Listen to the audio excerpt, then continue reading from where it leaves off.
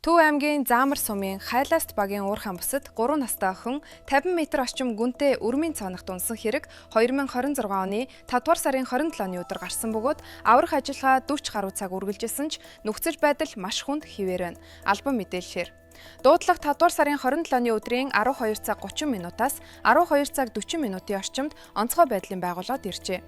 Дуудлагын дагуу Төв аймгийн онцгой байдлын газар үндэсний аврах бригад уурхаан инженерүүд эмнэлгийн баг шуурхаа очиход хүүхэд урчаас 50 м-ийн гүнд хөлөөрөө орсон байжтай гатсан байсан талаар онцгой байдлын ерөнхий газар мэдээлсэн байна.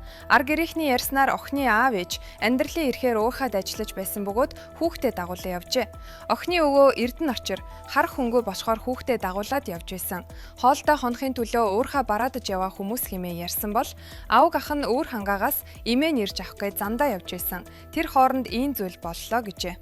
Охин унах үед ээж нь утасныхаа камераар араас нь харахад нуруундаа үрсэн бамбрууштай цүнх нь харагдаж байсан талаар үеэлэгч нь мэдээсэн байна.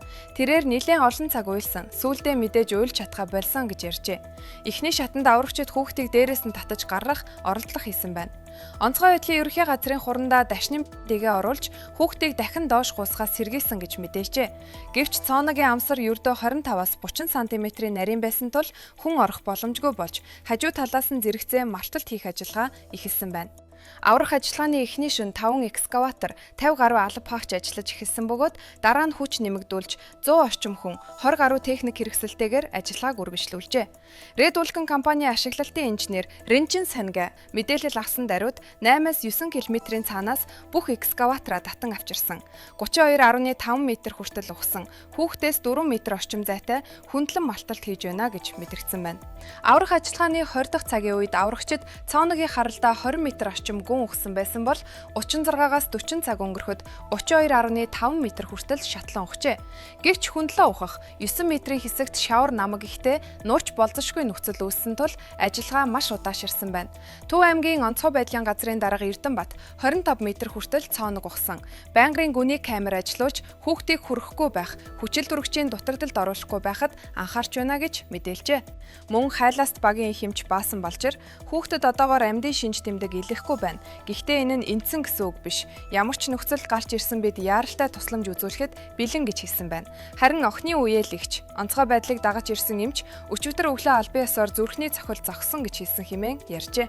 Ар гэрийнхэн аврах ажиллагаанд гомдолтой байгаагаа илэрхийлсэн. Охины гэр бүлийнхэн могоо дурангийнхаа дэлгэцийг ч харуулсангүй. Бүлээн жин тавьж байна гэсэн чинь савнд бүлээн ус тавьсан байсан хэмээн бухимдсан байна. Ослын газар байрлах цооног нь Red Vulcan компани эзэмшлийн уурхаан талбайд байсан тогтоогдсон. Төв аймгийн Заамар сумын засаг дарга Самбуу энэ талбай 2021 оноос ашиглагдаагүй. Хуулиараа туслан гүйцэтгэгч компани талбайгаа аюулгүй болгож хүлээлгэж өгөх ёстой гэж мэдэгдсэн. Мөн ашигт малтмал газрын тосны газрын дарга Баянбаатар энэ цооногийг 2022 онд өрөмдсөн 4 жилийн хугацаанд бөглөөгүй байна гэдэг сум орон нутгийн хянагч шалгалт муу байсныг харуулж байна гэсэн байна. Ашигт мартмал газрын тосны газраас байгаль орчны болон аюулгүй ажиллагааны хяналт хангалтгүй байсан байж болзошгүй гэж үзэн Red Vulcan компанийн тусгай зөвшөөрлийг цуцлах асуудлыг судалж эхэлжээ. Нутгийн иргэдийн ярьснаар Заамрын уурхаан бүсэд энэ төрлийн хамгаалтгүй өрмийн нөх олон байдаг бөгөөд мал унах тохиолдолч байнга гардаг аж.